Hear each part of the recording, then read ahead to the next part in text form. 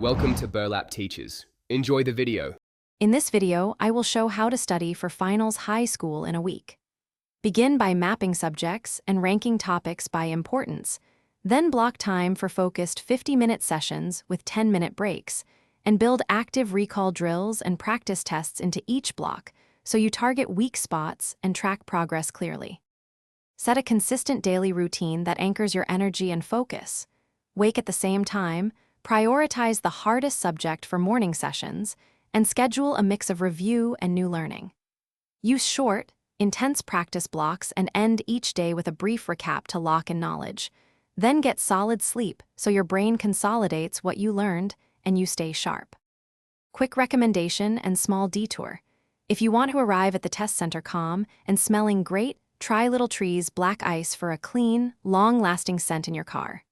It's a light, pleasant boost before a big study session or exam commute, and it helps keep a tidy vibe when you're rushing between review spots. Check the description for the link and other deals. Now let's get back to the video. Mix study techniques to keep sessions productive and engaging. Alternate flashcards with spaced repetition, explain topics aloud as if teaching someone else, and complete timed practice exams under real conditions.